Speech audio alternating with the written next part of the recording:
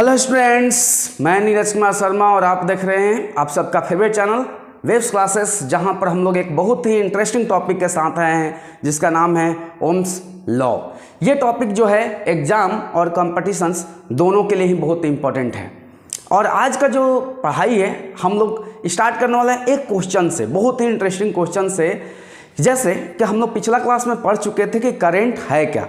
अभी क्वेश्चन है नहीं, वो अभी क्वेश्चन है कि करंट क्या है। इसके बारे में हम लोग पिछला क्लास में पढ़ा चुके थे कि करंट होता क्या है। जैसे कि रेट ऑफ फ्लो ऑफ हम क्या बोलते हैं, चार्ज को क्या बोलते हैं, करंट। यानी I=Q/T या NE/T को ही हम लोग क्या बोलते हैं, करंट बोलते हैं। यानी किसी कंडक्टर में जितना भी चार्ज फ्लो करे तो उसको क्या बोलते हैं, करंट बोलते हैं। किस रेट से फ्लो कर रहा है, रेट मतलब किस रेट से। 1 सेकेंड में 5 कूलम का चार्ज अगर फ्लो किया तो 5 एम्पियर का करंट हो गया। अगर 10 कूलम का चार्ज फ्लो किया तो 10 एम्पियर का करंट हो गया। यानी किस रेट से, अगर रेट फास्ट है तो करंट क्या हो जाएगा, फास्ट हो जाएगा। ये सब हम लोग पढ़े।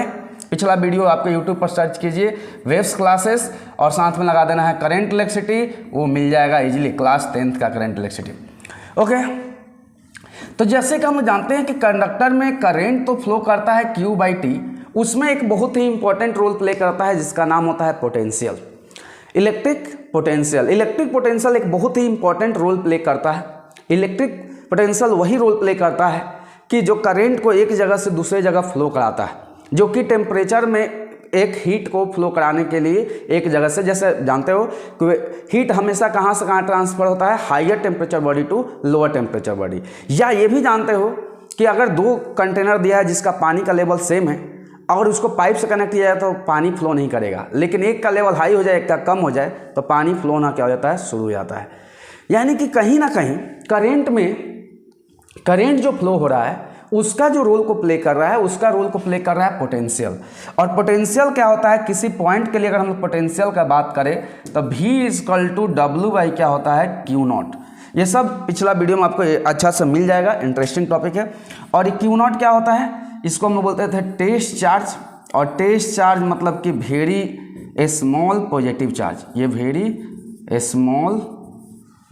स्मॉल पॉजिटिव चार्ज, ये चीज। अब एक बात और ये होता है वर्क। यानी कि इन्फिनिटी से किसी गिवन पॉइंट P पर ले जाने में, किसी चार्ज को ले जाने में, इन्फिनिटी से गिवन पॉइंट P पर ले जाने में जो भी वर्क होगा, वर्क बाई चार्ज को हम क्या बोलते हैं, पोटेंशियल। और किसी भी कंडक्टर के 2 एंड का डिफरेंस को हम लोग क्या बोलते हैं, पोटेंशियल डिफरेंस। ठीक है, 2 एंड का पोटेंशियल का डिफरेंस को हम लोग क्या बोलेंगे, पोटेंशियल डिफरेंस बोलेंगे। यानी कि A और B, अगर A का पोटेंशियल को हम बात करें तो इसका VA है और B का क्या है, VB है। तो ये दोनों का इलेक्ट्रिक पोटेंशियल का डिफरेंस क्या हो जाएगा, VA - VB = ΔV लिखो, या इसी को क्या लिखो, V लिखो। नॉर्मली V भी लिख सकते हो, वो चलेगा, कोई बात नहीं। V मतलब कि समझ लेना कि क्या है, पोटेंशियल डिफरेंस। ओके, और ये जानते हो कि करंट फ्लो क्यों करता है, क्योंकि जब किसी कंडक्टर के अलोंग पोटेंशियल का डिफरेंस हो तब जाके ही करंट फ्लो करता है, अदरवाइज करंट फ्लो नहीं करने वाला है। तो करंट को फ्लो कराने के लिए पोटेंशियल का डिफरेंस होना जरूरी है। जैसे कि बैटरी लगा देने से करंट फ्लो नहीं करता है। बैटरी क्या काम कराता है, तो बैटरी पोटेंशियल का डिफरेंस क्रिएट कराता है, और पोटेंशियल का डिफरेंस क्रिएट कराता है जिसके वजह से करंट फ्लो करता है। तो अब बात आता है कि जितना पोटेंशियल का डिफरेंस होगा यानी करंट उतना ज़्यादा फ्लो करना चाहिए। यानी कि करंट क्यों फ्लो कर रहा है, क्योंकि पोटेंशियल का डिफरेंस है। तो अगर पोटेंशियल का डिफरेंस बढ़ते जाए तो क्या करंट भी बढ़ते जाएगा।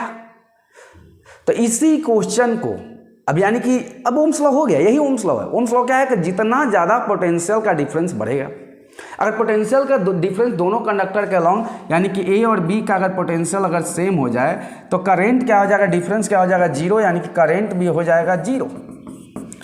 यानी कि करंट इसमें फ्लो कराना है तो इस पॉइंट का पोटेंशियल ज़्यादा होना चाहिए इसके कंपेरिजन में, तब इस एंड से इस एंड पर करंट फ्लो करेगा। यानी कि जितना ज़्यादा पोटेंशियल का डिफरेंस होगा करंट उतना ज़्यादा फ्लो करेगा। यही तो ओम्स लॉ है।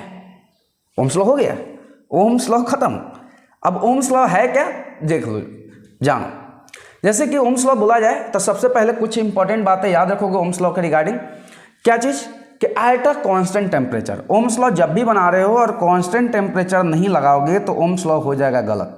ठीक है, तो ये बात को तो अच्छा से ध्यान रख लेना कि एट अ कांस्टेंट टेम्परेचर, यानी कि प्रोवाइडेड कंडीशंस क्या है, तो प्रोवाइडेड कंडीशंस आपके पास है कि टेम्परेचर क्या होना चाहिए, कांस्टेंट होना चाहिए। दूसरा चीज, current flowing in a conductor in a metallic conductor, ये भी आपका एक कंडीशन ही है, ये भी एक कंडीशंस है कि ये कंडीशंस क्या है कि कैसा होना चाहिए, मेटालिक कंडक्टर होना चाहिए। तो क्या सर बाकी कंडक्टर में नहीं होगा, बाकी कंडक्टर में भी होगा, लेकिन आगे का जो कंडीशंस है वो फॉलो नहीं करने वाला है। तुम ले सकते हो लेने के लिए, लेकिन एनसीईआरटी एक बहुत ही सुंदर लाइन लिखता है कि मेटालिक कंडक्टर के लिए at a constant temperature current flowing in a metallic conductor is directly proportional to the potential difference across ends of a conductor. इस बात को ध्यान से अच्छा से पकड़ो, देखो समझो पहले बात, अच्छा समझो तो मजा आने वाला। जैसे मेरे पास एक कंडक्टर लिए है, टेढ़ा है लेकिन ठीक है, ये कंडक्टर है, इसका एंड ए हो गया, ये बी हो गया, ओके। अब इस एंड में अगर बोला जाए कि इस एंड पर पोटेंशियल क्या है, वी है, और इस एंड पर पोटेंशियल क्या है, वी भी है। तो जब करंट इसके अंदर फ्लो करेगा, जब भी इसके अंदर करंट फ्लो करेगा, करंट को फ्लो कराने दो, करंट फ्लो, तो करंट जब भी फ्लो कर रहा है, करंट मतलब कि चार्ज, टेंशन नहीं लेना है, चार्ज। तो जब वन एंड से दूसरा एंड जब करंट जब जा रहा है, एक एंड से दूसरा एंड जब जा रहा है, तो कहीं ना कहीं किसके वजह से जा रहा है, पोटेंशियल का डिफरेंस की वजह से। तो ओम्स बोले बहुत ही सुंदर भाषा में, बहुत ही छोटा लाइन, कि अगर टेम्परेचर कांस्टेंट कर दिया जाए, अगर टेम्परेचर कांस्टेंट हो तो करंट, यानी कि इसमें जो भी करंट फ्लो करेगा, तो वो जो है करंट वो डायरेक्टली प्रोपोर्शनल किसका करेगा, पोटेंशियल डिफरेंस का। बात समझो, एकदम मजा आ जाएगा, एकदम इंजॉय करोगे, हम बार बोल रहे हैं इंजॉय करोगे। कारण I is directly proportional to क्या हो जाएगा, भी। जितना ज़्यादा पोटेंशियल का डिफरेंस, करंट उतना ज़्यादा जाएगा। क्योंकि इतना ज़्यादा क्यों जाएगा, क्योंकि डिफरेंस है। कब तक जाएगा, जब तक दोनों का डिफरेंस सेम ना हो जाए। जैसे ही डिफरेंस सेम, करंट जाना बंद, और जब तक डिफरेंस है करंट जाएगा जाएगा जाएगा जाएगा। यानी कि करंट कहीं ना कहीं पोटेंशियल का डिफरेंस पर डिपेंड कर रहा है, या इसी को हम दूसरा भाषा में बोल सकते हैं क्या, कि पोटेंशियल डिफरेंस कहीं ना कहीं किस पर डिपेंड कर रहा है, करंट पर। यानी किसी भी कंडक्टर के अलोंग पोटेंशियल का डिफरेंस किसका डायरेक्टली प्रोपोर्शनल कर रहा है, करंट का। यानी करंट ज़्यादा फ्लो कर रहा है, यानी कि क्लियर बात है कि उस कंडक्टर के अलोंग पोटेंशियल डिफरेंस भी क्या है, ज़्यादा है। अगर पोटेंशियल डिफरेंस ज़्यादा है तो करंट क्या कर रहा है, ज़्यादा फ्लो कर रहा है। दैट इज यहाँ पर हम लोग बोल सकते हैं कि V इक्वल टू क्या हो जाएगा, आई आर। देखो आई आर, आर पर ज़्यादा ध्यान नहीं देना, टेंशन नहीं देना, पहले समझो। यहाँ पर आर क्या है, आर के बारे में और डिटेल में भी जानेंगे आगे। प्रोपोर्शनलिटी का साइन जब भी हटाते हो तो एक क्या आता है, कांस्टेंट वैल्यू। जब भी प्रोपोर्शनलिटी का साइन हटाओगे तो क्या आएगा, कांस्टेंट। ये कांस्टेंट है, कांस्टेंट है बस, प्रोपोर्शनलिटी कांस्टेंट। इसी को हम लोग बोलते हैं, आर को बोलते हैं where R is equal to resistance of conductor. ये रेजिस्टेंस ऑफ कंडक्टर है, इस कंडक्टर का रेजिस्टेंस, ठीक है, रेजिस्टेंस ऑफ कंडक्टर है। हाँ, इसके बारे में और आगे डिटेल में चर्चा करेंगे, बहुत आगे करने वाले हैं, बहुत मजा आने वाला है। हाँ, अभी एक बात दिमाग में डाल लो कि ये रेजिस्टेंस है, ये कैसे प्रोड्यूस होता है, थोड़ा सा हम और बताते हैं, लेकिन आगे हो जाने कि ये कैसे प्रोड्यूस होता है। आप जब भी करंट भेज रहे हैं, तो करंट भेज रहे हैं यानी कि चार्ज भेज रहे हैं कंडक्टर के अंदर, और चार्ज भेज रहे हैं तो इसका मतलब कहीं ना कहीं आप क्या भेज रहे हैं, इलेक्ट्रॉन भेज रहे हैं। और इलेक्ट्रॉन जब जा रहा है तो एटम्स और मोलिकुल्स के साथ, या जो भी है पार्टिकल के साथ कंडक्टर के क्या करेगा, कोलिजन करेगा। जब भी इसके अंदर जाएगा कोलिजन करेगा, यानी कोलिजन करेगा तो यानी कि मोलिकुल्स क्या कर रहा है, इलेक्ट्रॉन्स को रेजिस्ट कर रहा है, रोक रहा है। अच्छा से एकदम सिंपल भाषा में, जब भी इलेक्ट्रॉन जा रहा है, करंट जा रहा है यानी कि चार्ज जा रहा है, चार्ज जा रहा है यानी कि इलेक्ट्रॉन जा रहा है। और जब इलेक्ट्रॉन जा रहा है तो उस इलेक्ट्रॉन को रोक कौन रहा है, उस कंडक्टर का एकक पार्टिकल्स, या एकक तुम आइटम बोल सकते हो या मॉलिक्यूल्स बोल सकते हो। तो जो रोक रहा है, रेजिस्ट कर रहा है, रोक रहा है, वही क्रिएट कर रहा है रेजिस्टेंस, वही क्रिएट कर रहा है रेजिस्टेंस। ठीक है, हम लोग और आगे बात अच्छा से जानेंगे। तो ये बात समझ लो।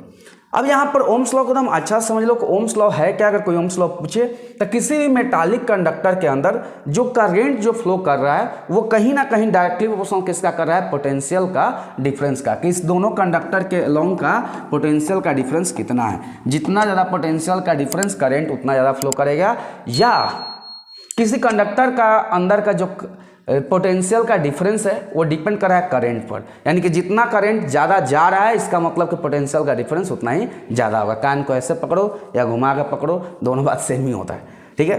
अब यहाँ से प्रोपोर्शनलिटी साइन होगा, आर हो गया, आर का अब ये क्या हो गया, भी क्या है, भी है potential difference across ends of metallic conductor, या कंडक्टर भी लिख सकते हो, अच्छा से कोई बात नहीं, कंडक्टर। और आई क्या है, आई है current flowing, current flowing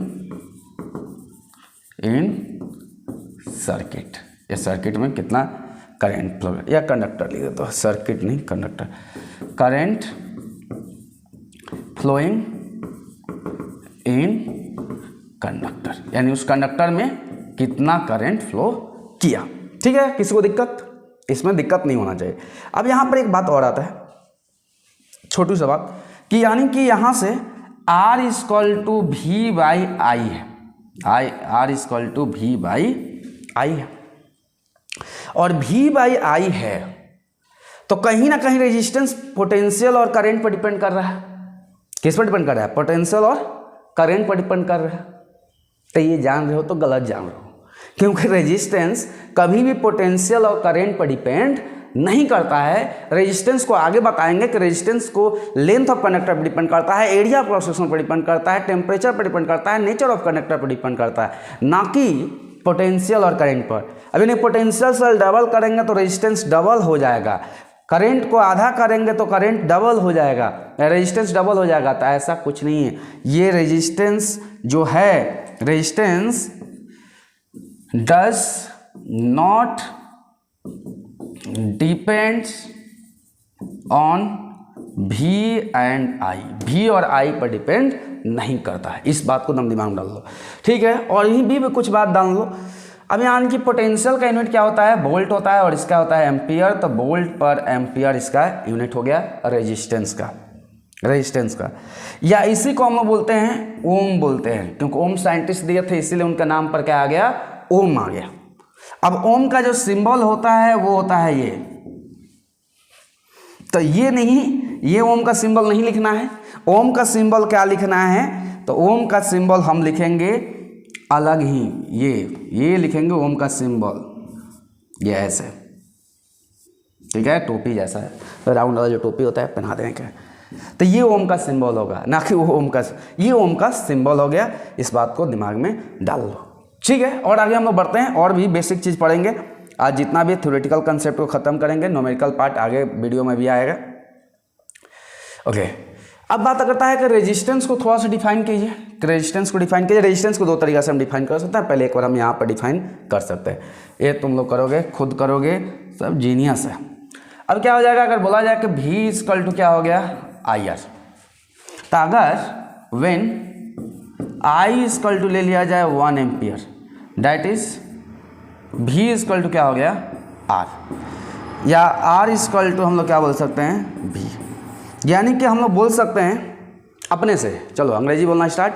potential difference या रेजिस्टेंस पूछे, resistance of a conductor is numerically equal to, अच्छा से यहाँ से देखो, resistance of conductor is numerically equal to that amount of potential difference, that amount of potential difference across ends of a conductor when current flowing in a conductor is 1 ampere. कितना आसान definition है, फिर से क्या है, resistance in a conductor is numerically equal to that amount of potential difference across ends of a conductor when current flowing through a conductor is 1 ampere।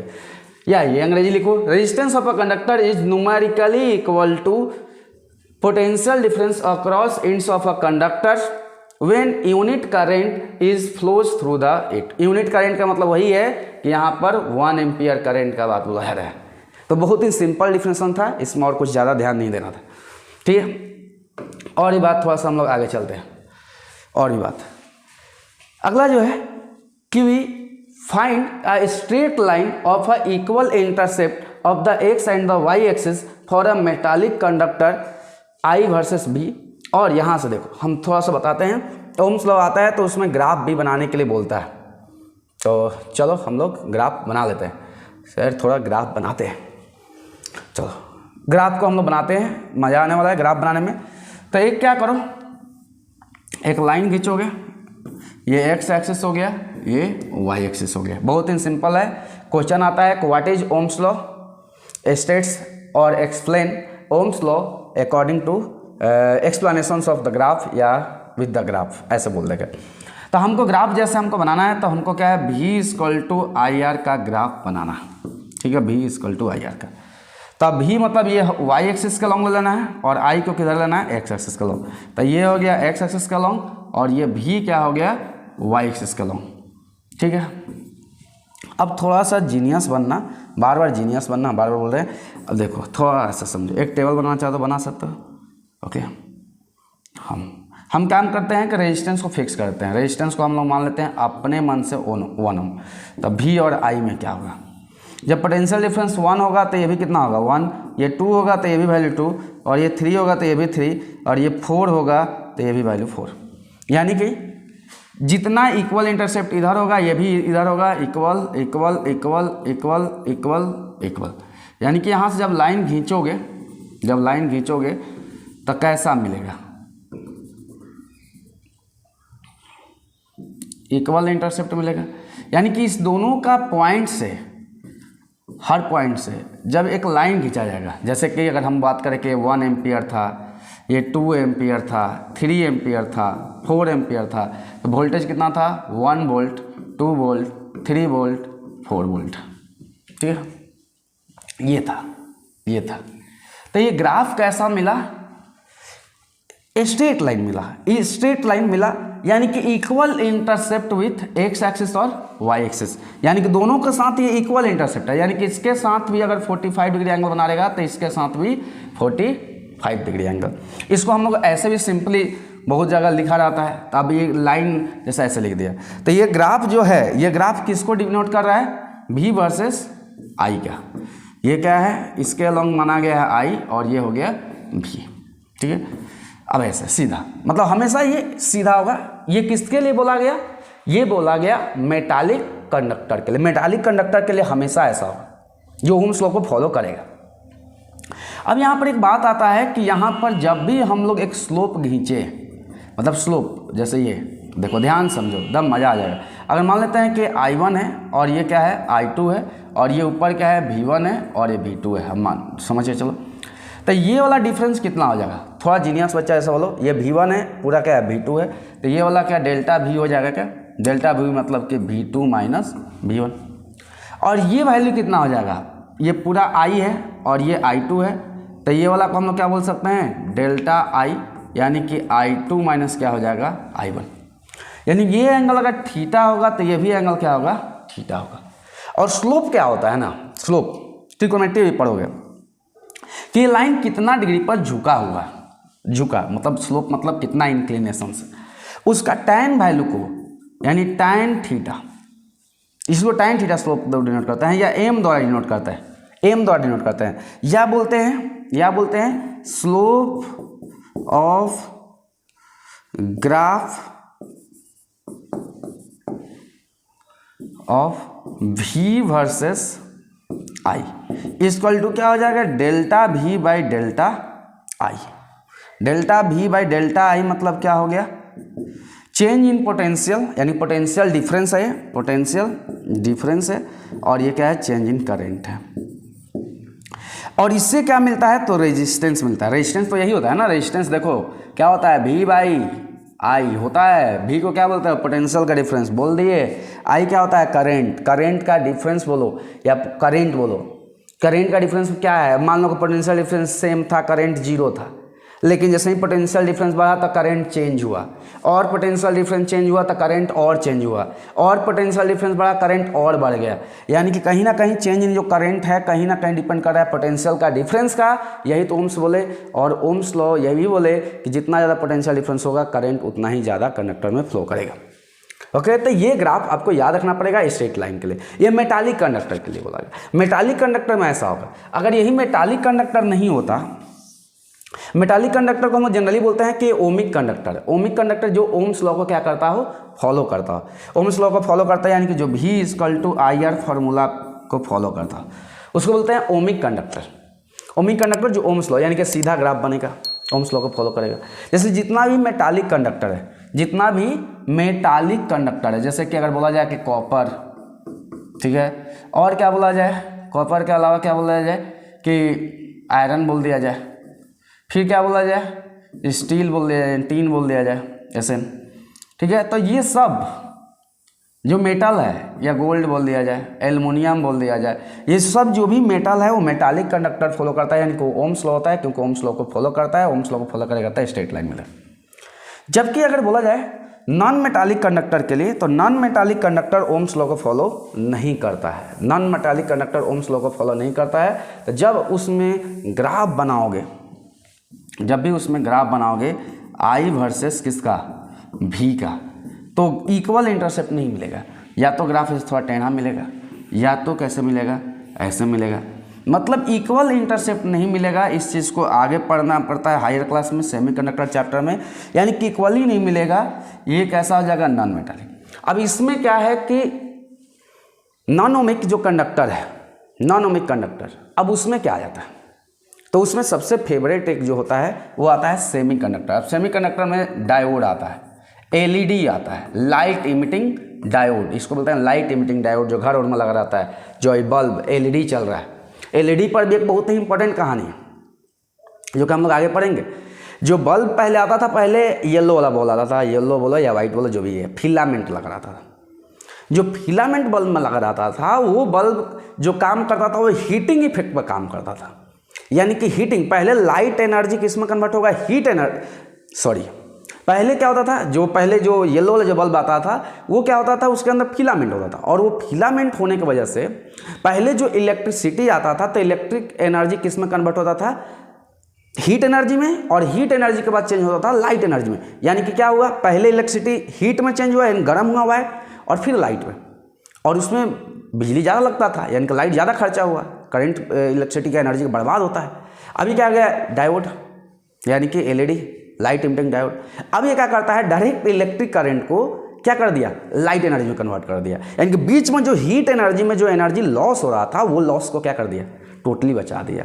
इसीलिए आजकल पूरा देख लो, जो भी डिवाइस आ रहा है वो क्या कर दे रहा है, LED मतलब काफ़ी सस्ता में निपट जाएगा, सस्ता काम। 20 वाट का बल्ब आ गया है, 5 वाट का, वो 100 वाट का, और लाइट भी ऐसे दम रोता हुआ रहेगा, ठीक है, कभी वोल्टेज नहीं रहा, फिलामेंट जल रहा है, दम रो रहा है, तो वैसा था, ठीक है। तो अभी धीरे धीरे सेमीकंडक्टर LED हो गया, ट्रांजिस्टर भी हो गया, ट्रांजिस्टर भी आ गया, बहुत सारा है, बहुत सारा डायोड हो गया, LED हो गया।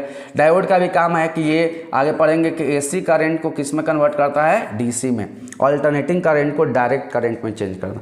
जुड़े रहो मेरे साथ, बहुत मजा आने वाला है, बहुत सफ़र बहुत अच्छा लगने वाला है। तो ये सब कुछ चीज़ याद रखो। ये ओम्स लॉ को फॉलो नहीं करता है, यानी कि V ≠ क्या होता है, I/R, यानी जो ओम्स लॉ को फॉलो नहीं करता है उस तरह के कंडक्टर को हम लोग नॉन ओमिक कंडक्टर बोलते हैं, यानी कि जो ओम्स लॉ को फॉलो नहीं करता, और जो ओम्स लॉ को फॉलो करे उसको हम बोलते हैं ओमिक कंडक्टर। ओमिक कंडक्टर में स्ट्रेट लाइन ऑब्टेंड होगा, इसमें कर्व ऑब्टेंड होगा, यानी कि स्ट्रेट लाइन नहीं मिलेगा। चलो और बात, ये सब बता दिए, ये भी बता दिए, ओके। अब बात आते हैं आगे, रेजिस्टर्स एंड द रेजिस्टेंस। हम ये बताए भी थे कि produces due to collision of the electrons with the atom और मॉलिक्यूल्स ऑफ द कंडक्टर, यानी कि जब भी रेजिस्टेंस कैसे प्रोड्यूस होता है, रेजिस्टेंस कैसे प्रोड्यूस होता है, रेजिस्टेंस प्रोड्यूस होता है कि जब भी किसी कंडक्टर के अंदर, जब भी किसी कंडक्टर के अंदर इलेक्ट्रॉन फ्लो कर रहा है, इलेक्ट्रॉन मतलब देखो नॉर्मल भाषा में, अगर करंट फ्लो कर रहा है तो चार्ज फ्लो कर रहा है, चार्ज फ्लो कर रहा है तो इलेक्ट्रॉन फ्लो कर रहा है। तो जब इलेक्ट्रॉन जाएगा तो इलेक्ट्रॉन जाने के बाद इस कंडक्टर में क्या करेगा, कंडक्टर के पार्टिकल्स, आइटम, मॉलिक्यूल्स के साथ क्या करेगा, कोलिजन करेगा, और कोलिजन करने के वजह से क्या क्रिएट होता है, रेजिस्टेंस क्रिएट होता है। और यही रेजिस्टेंस से बचने के लिए, अभी रेजिस्टेंस को बचा कैसे जाए, तो इस रेजिस्टेंस से बचने के लिए ही हम लोग आगे पढ़ेंगे, जो कि अच्छा मटेरियल का वायर को यूज करते हैं, कि मतलब अच्छा गुड कंडक्टर का हो, या एरिया ऑफ एक्सेशन बढ़ाना, लेंथ को घटाना, वो सब मजा आने वाला। तो ठीक है, इस चीज़ को याद रखो। क्या होता है रेजिस्टेंस, जो कोलिजन्स की वजह से। रेजिस्टेंस और भी हो सकता है, मान लो कि कोई लेता है इलेक्ट्रोलाइट सेल लिया, उसके अंदर भी रेजिस्टेंस होता है। अब ये नहीं, अभी कंडक्टर, ये मेटालिक कंडक्टर में रेजिस्टेंस ऐसे प्रोड्यूस होता है। कोई इलेक्ट्रोलाइट ले लिया, इलेक्ट्रोलाइटिक सेल, अब इसमें क्या होता है, 2 ठो मेटालिक रड रहता है जिसको हम लोग इलेक्ट्रोड बोलते हैं, और इसके अंदर तुम क्या डाल देते हो, तो इसके अंदर इलेक्ट्रोलाइट्स डाल देते हो, ठीक है। तो इलेक्ट्रोलाइट जैसे कि NaCl डाल दिया, तो NaCl Na+ और Cl- में क्या हो गया, टूट गया एक्वस फॉर्म में, करंट जैसे ही पास कराओगे तो इसके अंदर, और जैसे ही ये टूटता है तो ये भी आयंस आपस में कोलिजन करता है, और कोलिजन करने की वजह से आता है रेजिस्टेंस, और उस रेजिस्टेंस को बोलते हैं इंटरनल रेजिस्टेंस। थोड़ा थोड़ा जानते रहो, आगे सब डिटेल में वीडियो बनाएंगे सबका, ये सब थोड़ा थोड़ा हम बताते रहते हैं कि ताकि आपका दिमाग काम करते रहे, अच्छा एकदम चार्ज हो रहता है। ओके, तो रेजिस्टेंस क्या हुआ, जब भी कोलिजन होगा, रेजिस्ट मतलब रोकना, कितना रोक रहा है। जैसे रोड पर बैरियर लगा रहता है, अब जितना बैरियर लगेगा गाड़ी का स्पीड को उतना स्लो कर देगा, यानी जितना कोलिजन होगा इलेक्ट्रॉन का फ्लो उतना स्लो हो जाएगा, करंट उतना ही स्लो हो जाएगा, यानी करंट उतना ही बर्बाद हो जाएगा। सबसे ज़्यादा रेजिस्टेंस किसका होता है, इंसुलेटर का, पूरा ही रोक दिया, फ्लो ही नहीं होने दिया, ठीक है। तो ऐसा क्यों, क्योंकि हम पढ़ेंगे इंसुलेटर में, हम लोग पढ़ेंगे कि इंसुलेटर में क्या होता है, फ्री इलेक्ट्रॉन्स नहीं होता है, कंडक्टर में फ्री इलेक्ट्रॉन, जिसकी वजह से करंट मिल रहा है, ठीक है। और बातें याद रखो, resistance of a conductor depends on the number of collisions suffered by the electrons with the items, molecules और आयंस। जितना ज़्यादा कोलिजन्स, रेजिस्टेंस उतना ज़्यादा होगा। अगर कोलिजन्स कम हो जाए तो रेजिस्टेंस ऑटोमेटिक क्या होता जाएगा, कम होता जाएगा। ओके, और बात, रेजिस्टेंस का यूनिट हम बता दिए थे ना, अभी बताए थे, ओम होता है, इसी को वोल्ट पर एम्पियर ही बोलते हैं, और इसी का नाम क्या पड़ गया, ओम पड़ गया, तो ओम इसको हम लोग बोलते हैं। अब बात आता है कि 1 ओम को कोई डिफाइन कीजिए, कि 1 ओम को तुम लोग करोगे, सब जीनियस है कि बोले कि 1 ओम को डिफाइन कीजिए। 1 ओम क्या है, ये छोटा छोटा चीज़ है, ये सब में ज़्यादा फोकस नहीं। V इक्वल टू क्या होता है ओम्स लॉ से, V इक्वल टू क्या होता है, IR, यानी R इक्वल टू क्या हो गया, V/I। अब थोड़ा सा एक जीनियस बनो कि when V equal to 1 volt ले लिया जाए and I equal to 1 ampere ले लिया जाए, तो R इक्वल टू कितना मिलेगा, 1/1, यानी कि 1 ओम। अब तुम खुद डिफाइन करो कि 1 ओम रेजिस्टेंस क्या है, तो तुम खुद बोल दोगे कि 1 ohm resistance is that resistance produces in a conductor when current flowing through a conductor is 1 ampere through that conductor which has a potential difference 1 volt।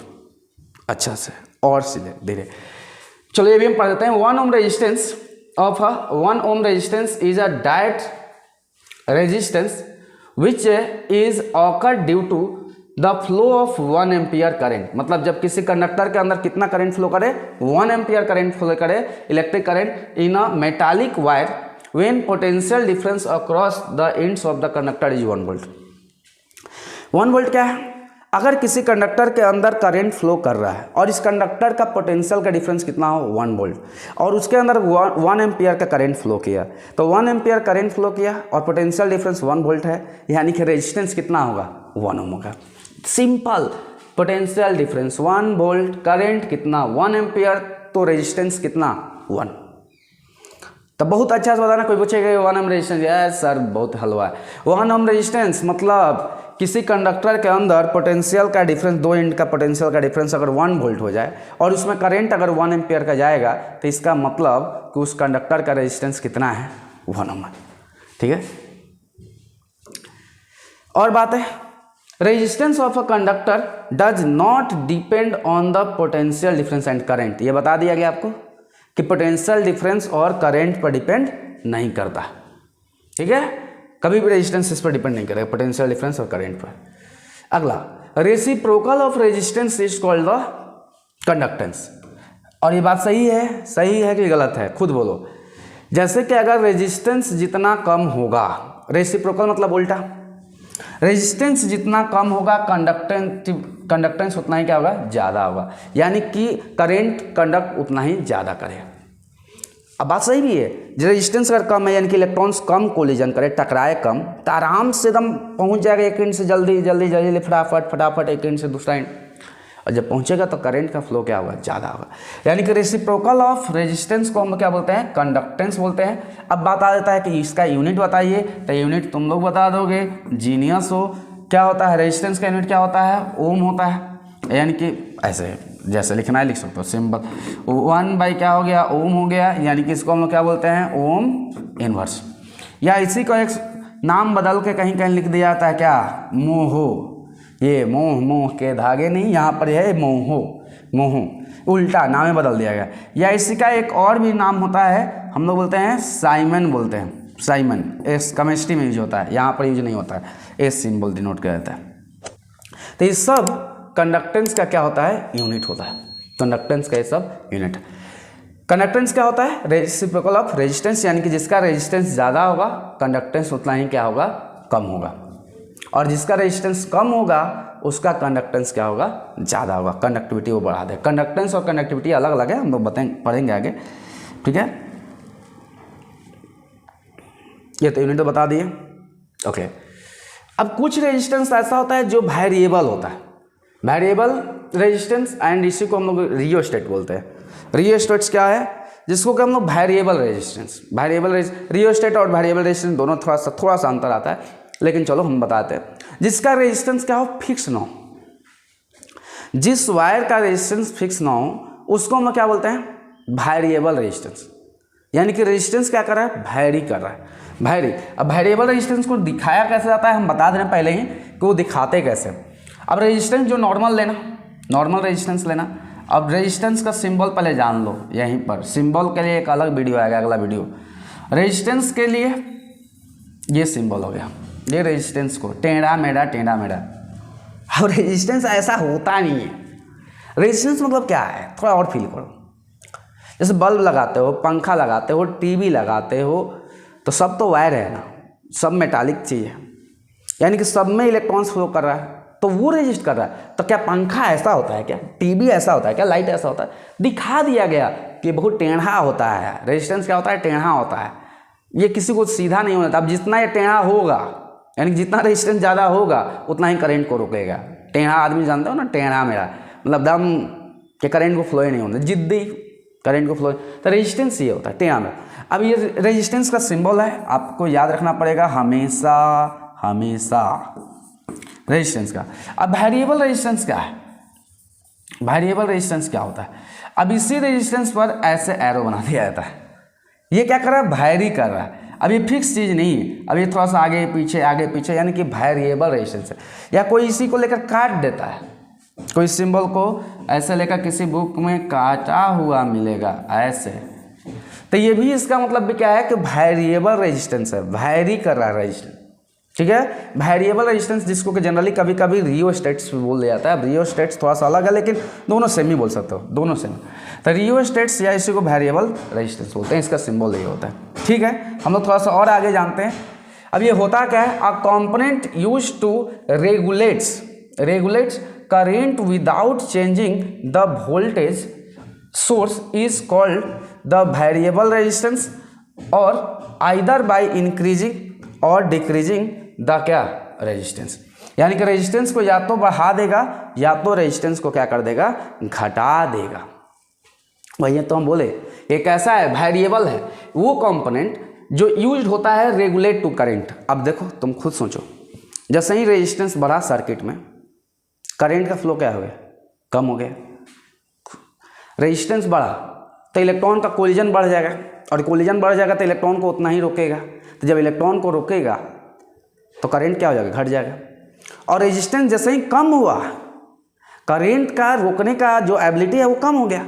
और जब करंट कम रुक रहा है तो इसका मतलब क्या है, अच्छा से रेजिस्टेंस कम तो इलेक्ट्रॉन का कोलिजन कम, तो अब करंट क्या करेगा, ज़्यादा फ्लो करेगा। तो करंट को ये रेगुलेट करता है, ये अपने अकॉर्डिंग, यानी कि current without changing the voltage source is called. यानी कि वोल्टेज नहीं चेंज होगा, वोल्टेज सेम होगा, वोल्टेज एकदम सर्किट में एकदम सेम है, लेकिन रेजिस्टेंस कभी बढ़ जाएगा कभी घट जाएगा। और रेजिस्टेंस वही बढ़ने घटने से सर्किट के अंदर का करंट भी कभी बढ़ सकता है और कभी घट सकता है। और इसको हम लोग लेते हैं, बहुत सारा ऐसा डिवाइस है जिसमें यूज करते हैं, तो इसको आपको याद रखना पड़ेगा। भाग कह रहा है, इसको देखो याद रखो। और बात, रियोस्टेट्स कभी कभी वर्ड यूज किया जाता है। रियोस्टेट्स का मतलब, रियो मतलब क्या होता है, रियोज प्लस स्टैटिक। रियो प्लस स्टैटिक मीन्स उसका वही होता है करेंट कंट्रोलिंग डिवाइस, जो करेंट को क्या करे, कंट्रोल करे। जो भी करंट को कंट्रोल करता है उसी को हम लोग रियोस्टेट्स बोलते हैं, या उसी को हम लोग कभी कभी वेरिएबल रेजिस्टेंस भी बोलते हैं। वेरिएबल रेजिस्टेंस जो ऐसा क्यों हो रहा है, रियोस्टेट ही बोला जाता है, लेकिन वो वेरिएबल रेजिस्टेंस होने की वजह से ऐसा ये देखने को मिल रहा है। और बात समझ लीजिए आप, क्या चीज़, the resistance of the rheostats is depending, अब dependent on the length of the resistance path. बात सही है कि नहीं है, अब खुद सोचो और मेरे को बताओ। कि बोल रहा है कि the resistance of the rheostats is the dependent on the length of the resistance path. और यही तो हम लोग को रेजिस्टेंस में भी पढ़ना है, जितना ज़्यादा पाथ लंबा होगा, रेजिस्टेंस मतलब जितना लंबा वायर कर दोगे, रेजिस्टेंस उतना ही बढ़ेगा कि घटेगा, रेजिस्टेंस उतना ही क्या होगा, बढ़ जाएगा। क्योंकि number of collision of electrons क्या हो जाएगा, बढ़ जाएगा, और number of collision of electron बढ़ जाएगा तो रेजिस्टेंस ऑटोमेटिक बढ़ जाएगा। तो इसीलिए आगे भी पढ़ेंगे कि resistance is directly proportional to क्या होता है, लेंथ ऑफ कंडक्टर। जितना लेंथ बढ़ा कोलिजन, जैसे मेला वाला होता है ना, अब मेला में भीड़ बढ़ जाएगा, तो भीड़ बढ़ जाएगा तो टकराएगा ना भाई, कोलिजन क्या हो जाएगा, ऑटोमेटिक बढ़ जाएगा। अब भीड़ कम है, आराम से निकल गया, तो कहीं ना कहीं रेजिस्टेंस किस पर डिपेंड कर रहा है, भीड़ पर, क्लाउड पर, यानी कोलिजन्स पर। तो इस बात को याद रखोगे। और क्या रखो, rheostats is obtained use to change the resistance in the circuit. ये तो बार बार वही चीज़ बताया जा रहा है कि रेजिस्टेंस को चेंज करने के लिए इसको यूज किया जाता है। आप इसको याद रखेंगे, जीनियस स्टूडेंट जैसा। अब हम इसके पहले बता दिए थे कि ओमिक रेजिस्टेंस क्या है और नॉन ओमिक। तो ओमिक और नॉन ओमिक रेजिस्टेंस क्या होता है उसके बारे में हम लोग थोड़ा जान लेते हैं।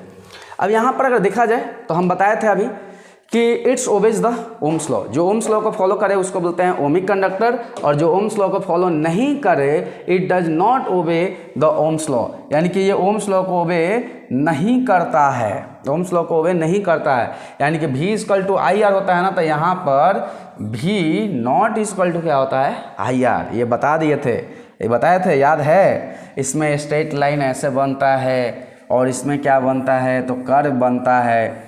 इसके अंदर क्या आ जाता है, डायोड, ट्रांजिस्टर, सेमीकंडक्टर या इलेक्ट्रोलाइटिक कंडक्टर से बोल सकते हो, इलेक्ट्रोलाइटिक कंडक्टर्स। इसमें क्या हो जाता है, मेटालिक कंडक्टर्स। और भी बात, अगर ग्राफ को फ्लो करोगे तो स्ट्रेट लाइन मिलेगा, और इसमें कैसा मिलेगा, कर्व मिलेगा, यानी कि नॉट स्ट्रेट लाइन्स, मतलब स्ट्रेट लाइन नहीं मिलेगा। और बात कि slope of the V versus I graph is क्या, same at the given temperature, यानी कि स्लोप में कोई बदलाव नहीं आएगा। यहाँ पर बदलाव आ जाता है कि slope of V versus I is different at the different temperature, क्योंकि सेमीकंडक्टर ही जब लेंगे ना तो टेम्परेचर बढ़ाएंगे तो कंडक्टिविटी बढ़ जाएगा, वो अच्छा करंट को कंडक्ट करता है। ठीक है, और बातें जान लो कुछ बेसिक चीज़ें। All metallic conductor such as silver, iron या कॉपर, ये सब क्या है, मेटालिक कंडक्टर यानी कि ओमिक कंडक्टर। और जंक्शन डायोड, वही डायोड नॉर्मल। और उसके बाद क्या हो जाएगा, एलईडी, ट्रांजिस्टर हो जाएगा, फिलामेंट ऑफ बल्ब यानी कि यहाँ कॉमा होता है, और इलेक्ट्रोलाइट सॉल्यूशंस। इलेक्ट्रोलाइट सॉल्यूशंस में ज़्यादा ध्यान नहीं देना है। इलेक्ट्रोलाइट मतलब नमक, एसिड, बेस। इलेक्ट्रोलाइट्स में एसिड बेस सब होता है, जो आयन में क्या हो जाए, डिसोसिएट हो जाए, जैसे NaCl या HCl या H2SO4 या NaOH। ये क्या होता है कि एक्वस फॉर्म में आयन में डिसोसिएट हो जाता है, यानी कि 2H+ और SO4 2-। तो जो आयन में डिसोसिएट होता है उसी को हम लोग बोलते हैं इलेक्ट्रोलाइट्स बोलते हैं। ओके, अब कौन कौन फैक्टर है जो रेजिस्टेंस को बर्बाद करता है। अब एक चीज़ बोलो, रेजिस्टेंस समझ में आया या नहीं आया। देखो आ रहा है, समझ में आ रहा है ना, तो समझ में आ रहा है तो कभी भी क्वेश्चंस में अगर दिक्कत हो कमेंट में जाकर लिख दो कि सर थोड़ा सा यहाँ दिक्कत हो रहा है, थोड़ा सा और स्लो पढ़ाइए, थोड़ा सा फास्ट या थोड़ा सा और अच्छा से। एक कमेंट क्या होता है ना, हम लोग के लिए मोटिवेशन होता है। हम लोग के लिए एक कमेंट चल रहा है सर अच्छा है, कितना मोटिवेशन होता है, हम लोग का एनर्जेटिक दम क्रिएट करता है, दम एनर्जी आ जाता है, दम वीडियो बनाएगा। बच्चा लोग के लिए बहुत ज़रूरी है। तो ये जो भी है गलती से ही बोला करो, बोलोगे तब जाके कुछ होगा। क्योंकि आप आकर इतना टाइम दे रहे हो, 1-1.5 घंटा मेरा वीडियो देख रहे हो, तो उसको बोला करो। ठीक है, इस बात पर ध्यान रखो। अब एक बात और आता है कि लेंथ क्या होता है, ये लेंथ पर डिपेंड करेगा, पहला लेंथ पर डिपेंड। अब तुम बताओ कि रेजिस्टेंस था क्या। रेजिस्टेंस था ना कि हम लोग बोलते थे कि रेजिस्टेंस जितना ज़्यादा इलेक्ट्रॉन कोलिजन्स करेगा रेजिस्टेंस उतना ही क्या होगा, ज़्यादा होगा। अब एक बात बोलो, रेजिस्टेंस का मतलब अब लेंथ बढ़ा दिया, तो लेंथ जब बढ़ा दिया रजिस्टर का, जो भी रजिस्टर लिया कंडक्टर लिया, तो उसका अगर लेंथ बढ़ा दिया तो अब कोलिजन्स होने का चांस ज़्यादा है कि नहीं है। जैसे मेला में भीड़ बढ़ा, कोलिजन्स ज़्यादा होगा, रेजिस्टेंस क्या हो जाएगा, बढ़ते जाएगा। यानी कि हम बोल सकते हैं कि resistance of a metallic conductor is directly proportional to क्या, लेंथ ऑफ द कंडक्टर। यानी कि जितना ज़्यादा लेंथ बढ़ेगा रेजिस्टेंस ऑटोमेटिक बढ़ते जाएगा। अगर लेंथ डबल हो जाएगा तो रेजिस्टेंस भी क्या हो जाएगा, डबल हो जाएगा, क्योंकि लेंथ का क्या करा है, डायरेक्टली प्रोपोर्शनल। तुम देखो थोड़ा सा जीनियस तुम लोग नहीं बनता है ना, वही दिक्कत कर देता है। हाँ, provided area of cross section constant हो, अभी नहीं उसको पतला कर देना उसी तार को, तब उसके इसमें और रेजिस्टेंस बढ़ेगा, डबल ही नहीं। अब अगर मान लो कि कोई वायर है, अगर लेंथ को अगर लंबा कर दिया जाए, जैसे हम दो वायर ले सेम मटेरियल का, एरिया ऑफ क्रॉस सेक्शन क्या है, सेम है, area of cross section same, और इसके कंपेरिजन में इसका लेंथ क्या है, डबल है, तो इसका रेजिस्टेंस अगर 2 ओम होगा ना, तो इसका कितना होगा, 4 ओम। हाँ देखो, प्रोवाइडेड क्या है, area of cross section fixed. और अगर उसी कंडक्टर को लेकर लंबा देते हैं ना, आगे पढ़ेंगे ये सब पढ़ाएंगे, तब रेजिस्टेंस 8 ओम हो जाएगा। तो इसीलिए अभी हम बोल रहे हैं कि अभी सबका टाइप का क्वेश्चंस करेंगे कि है क्या, कि देखो लेंथ बढ़ा तो रेजिस्टेंस क्या हो गया, बढ़ गया, लेंथ घटा तो रेजिस्टेंस क्या हो गया, घट गया, क्योंकि ऑटोमेटिक कोलिजन्स क्या हो जाता है, लेंथ बढ़ने से कोलिजन्स बढ़ जाता है, तो रेजिस्टेंस क्या होता जाता है, बढ़ता जाता है।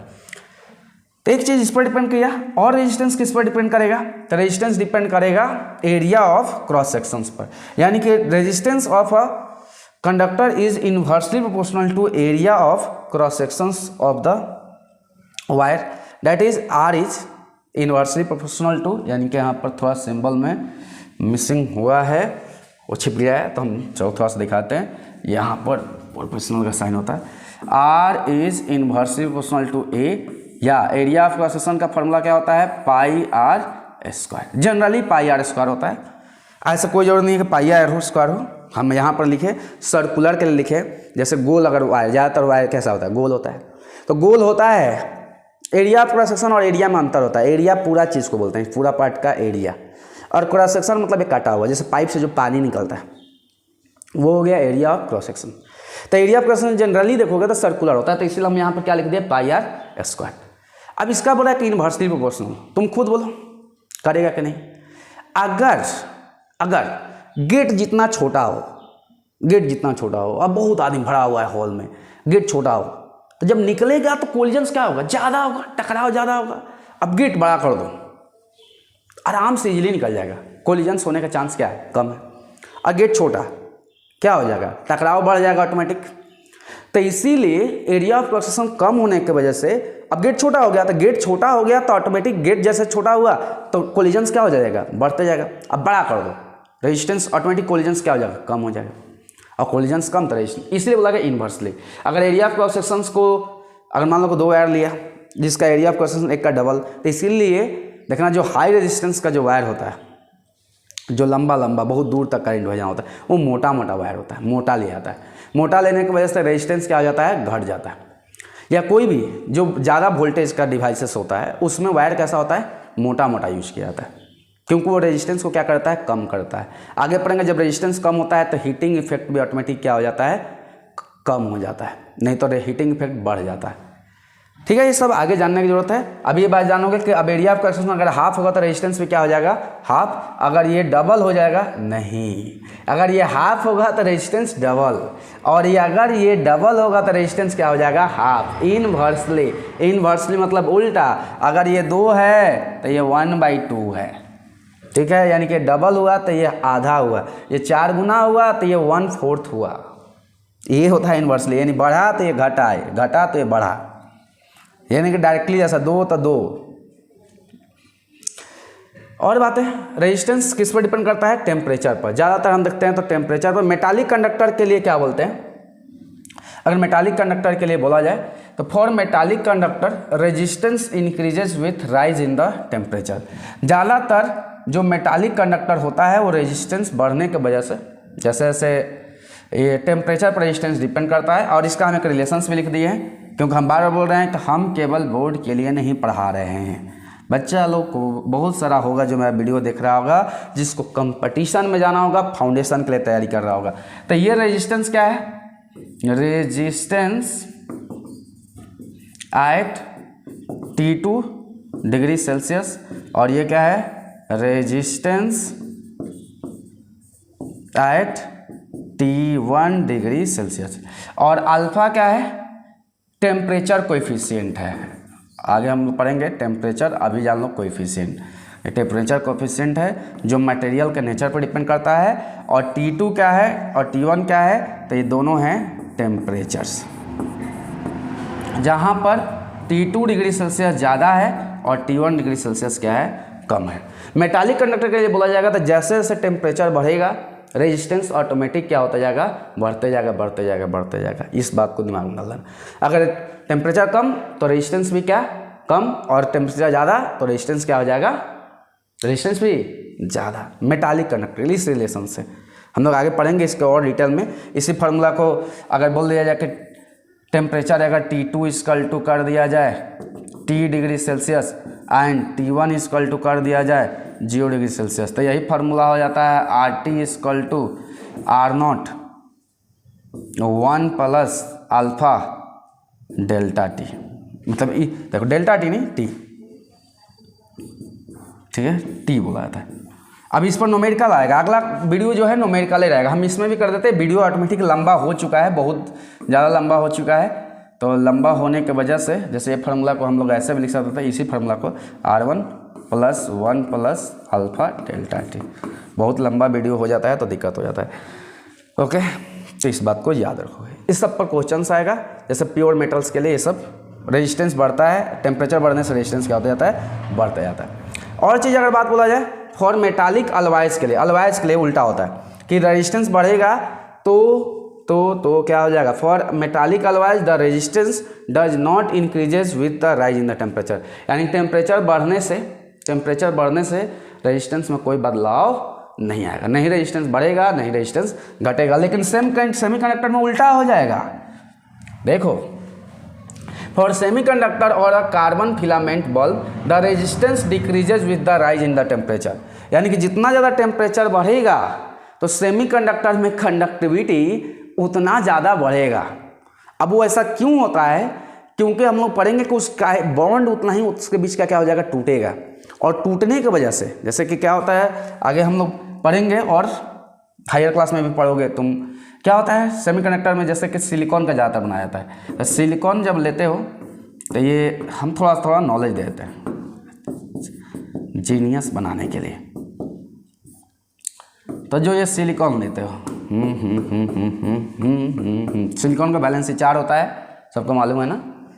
फास्फोरस से पहले आता है सिलिकॉन आता है, एल्युमिनियम, देखो सोडियम, मैग्नीशियम, एल्युमिनियम, सिलिकॉन कितना होता है? एटॉमिक नंबर 14 होता है। तो यानी कि 2, 8 और 4 यानी 4 बॉन्ड बनाएगा। अब ये बॉन्ड क्या हो जाता है? टूट जाता है। जैसे ही टेम्परेचर बढ़ाओगे तो बॉन्ड क्या होता है? टूट जाता है और फ्री इलेक्ट्रॉन मिलना स्टार्ट होता है, जिसके वजह से मेटालिक सेमीकंडक्टर और बढ़िया कंडक्टर बन जाता है टेम्परेचर बढ़ने से। जबकि मेटालिक कंडक्टर उल्टा होता है, टेम्परेचर बढ़ाओगे तो क्या हो जाएगा? टेम्परेचर बढ़ाने से कंडक्टिविटी घट जाएगा। और बात नेचर ऑफ द मटेरियल्स पर भी डिपेंड करेगा। यानी कि गुड कंडक्टिंग मटेरियल होगा, गुड कंडक्टिंग अगर मटेरियल, कंडक्टिंग स्पेलिंग गलती लिख दिया है, स्पेलिंग पर ध्यान नहीं देना है, भावनाओं पर, फीलिंग पर ध्यान देना है। Good conducting material of the directly of the electricity have the low resistance such as the copper. और देखो इस पर एक अभी जो है ना मार्केट में चाइना का मोबाइल चल रहा है, चाइनीज मोबाइल, और एक होता है आईफोन। और चाइना वाला मोबाइल होता है ना, चाइना क्या करता है? काफ़ी सस्ता। अब आईफोन जाएगा 1.5 लाख रुपया और चाइनीज मोबाइल 15,000, सेम फंक्शन। तो मार्केट में जब भी गया तो जब आईफोन तुम लेते हो तो आईफोन का दाम कितना होता है? 1.5 लाख, और चाइनीज मोबाइल का दाम कितना हो गया? 15,000, सेम फंक्शन। आदमी लोग खुश कि, और दुकानदार भी ज्ञान देता है फ्री में एडवाइस, ये भाई क्या है के लिए आईफोन ले रहा है ये चैन। अब होता क्या है, कभी सुना होगा तुम लोग कि वायर क्या मतलब चाइनीज मोबाइल क्या होता है, हीटिंग होने लगता है, गर्म होने लगता है। तो गर्म होने का पीछे रीजन्स क्या है, उसके अंदर का वायरिंग। अब अच्छा मटेरियल का वायर लिया नहीं है, वो ज़्यादातर वायर लेकर कॉपर का, एल्युमिनियम का, अलॉयज का वो लगा दिया, और लगा दिया तो वायर का अगर मटेरियल ख़राब है तो रेजिस्टेंस ज़्यादा हुआ, और रेजिस्टेंस ज़्यादा होने के हीटिंग इफेक्ट क्या हो गया, बढ़ गया, वो गर्म होना स्टार्ट हो जाता है, रेजिस्टेंस बढ़ जाता है। तो इसीलिए चाइनीज मोबाइल देखना गर्म भी हो जाता है, बहुत देर बात करता गर्म होने लगा, धीरे धीरे धीरे हीट हो गया, कितना जन बोलता है ब्लास्ट भी मेरा कर गया। तो जो ये कारण क्या है, क्योंकि उसके अंदर का वायरिंग। आईफोन में ज़्यादातर वायर कैसा रहेगा, गोल्ड का, कॉपर का, महंगा वायर जिसका रेजिस्टेंस कम हो, और रेजिस्टेंस कम होगा, और बाकी उसके अलावा सिक्योरिटी का भी बहुत सारा है, हम एक फंक्शन हम तुमके करंट पढ़ा रहे हैं उसको। इसके अलावा और भी रीजन्स है कि सिक्योरिटी जो है चाइनीज मोबाइल का कोई भी सिक्योरिटी नहीं है, जबकि आईफोन के लिए बहुत ज़्यादा है। इसलिए बड़ा आदमी बहुत जन बोलता है भैया अरे आईफोन लेने की क्या जरूरत है, लेकिन अभी भी मोस्ट ऑफ आदमी क्या लेता है, आईफोन जो महंगा, जिसके पास पैसा आ जाए, क्योंकि सिक्योरिटी भी ज़रूरी है, और बाकी फंक्शन हैंग करना जो वो सब जो है उस सब पर क्या। अब ये क्या करता है, बाकी सब हैकर लोग क्या करता है, हैक कर लेगा, लेकिन आईफोन को कोई हैक करेगा नहीं, उसका क्वालिटी इतना ज़बरदस्त है। तो हमको उस पर ध्यान नहीं देना, हमको ध्यान देना है कि उसका रेजिस्टेंस, वायर का मटेरियल बहुत अच्छा होता है, जिसकी वजह से रेजिस्टेंस कम, इसके वजह से वो हीटिंग कम करता है। ठीक है, तो इस बात को ध्यान रखोगे। ठीक है, अब अगला जो है सुपर कंडक्टर। सुपर कंडक्टर के बारे में भी हम 2 लाइन बताते हैं, 2-3 लाइन। अगला क्लास क्योंकि हम क्वेश्चन करेंगे। सुपर कंडक्टर क्या होता है, conductor which resistance becomes zero. ऐसा कोई कंडक्टर बना नहीं है जिसका रेजिस्टेंस क्या हो, जीरो। माना जाता है कि वो कंडक्टर जिसका रेजिस्टेंस जीरो हो, यानी कि at a particular temperature is called a super conductor. जैसे इन्फिनाइट कंडक्टिविटी हो जाएगा, यानी कि कंडक्टेंस उसका इन्फिनाइट हो जाएगा, यानी कि जिसका रेजिस्टेंस ही जीरो हो जाए। ऐसा कंडक्टर पॉसिबल नहीं है, बनाया नहीं गया। हाँ, अगर बोला कि बनाया जाएगा तो क्या है, इट एक बात और कि it does not offer any resistance to the passes of the electric current at a given temperature, यानी थोड़ा भी रेजिस्टेंस ना हो, कंडक्टिविटी हाई हो। अब ये रेजिस्टेंस होता नहीं है। अगर देखा जाए तो हम लोग एग्जांपल के लिए मरकरी ले सकते हैं। मरकरी को जब एट 42 केल्विन यानी कि -269 डिग्री सेल्सियस टेम्परेचर पर जब लोगे तो रेजिस्टेंस उसका क्या होगा, जीरो। क्या तुम्हें खुद तेज बच्चा होगा, इतना टेम्परेचर पॉसिबल है क्या? तो जब इतना टेम्परेचर पॉसिबल नहीं है तो जीरो रेजिस्टेंस पे पॉसिबल नहीं है। जीरो रेजिस्टेंस पॉसिबल हो जाएगा तो एक तरह से बोल सकता हो कि सुपर कंडक्टर जिसका रेजिस्टेंस ही जीरो हो जाए। अब ऐसा केवल इमेजिनेशन है, साइंटिस्ट लोग इस पर भी वर्क कर रहा है कि शायद हो जाए। अगर हो जाएगा तो सोचो कि करंट का बचत जो है ना काफ़ी कम हो जाएगा, कि काफ़ी ज़्यादा हो जाएगा, बहुत ज़्यादा हो। करंट को हम लोग ज़्यादा बचा सकते हैं, खर्चा क्या हो जाएगा, कम हो जाएगा। धीरे धीरे जो एनर्जी लॉस होता था रेजिस्टेंस के वजह से, जो हीटिंग इफेक्ट में, वो सब क्या हो जाएगा, कम हो जाएगा। तो ये सब पर भी काम किया जा रहा है। अब इसके बारे में हम लोग आगे जानेंगे। बट प्रैक्टिकली ये देखो बात बोल भी दिए कि it does not possible to the maintain the temperature up to the 42 Kelvin temperature को। अब अगला जो क्लास आएगा वह आएगा स्पेसिफिक रेजिस्टेंस एंड रेजिस्टिविटी पर। अगला क्लास इसी पर होने वाला है। इस वीडियो को देखना है, वीडियो काफ़ी लंबा हो गया होगा, थोड़ा सा एक साथ वीडियो को देखो। और जब भी वीडियो देखो तो किताब और कॉपी लेकर बैठो, कॉपी और पेन लेकर, और उसको नोट्स बनाना स्टार्ट करो। वीडियो को देखो, और वीडियो को देखो मोटिवेटेड रहो हमेशा। तुम्हारा मोटिवेशन सबसे बड़ा कौन है, तो तुम्हारा सबसे बड़ा मोटिवेशन है तुम्हारा parents. Your best motivational speaker is your parents. अगर तुम अपने पेरेंट्स को देखकर अगर मोटिवेट नहीं होते हो ना, तो इस धरती का कोई भी आदमी तुमको मोटिवेट नहीं कर सकता। इस बात को तुम दिमाग में डाल दो, क्योंकि तुम्हारे पेरेंट्स का परिस्थितियां अगर तुमको मोटिवेट नहीं कर रहा है तो कोई भी तुमको मोटिवेट नहीं करेगा। और इस बात को तुमको ध्यान रखना पड़ेगा, और इस चीज़ को ही ध्यान रखते हुए तुमको पढ़ाई को आगे पढ़ते रहना पड़ेगा। तो ठीक है, okay, thank you for watching.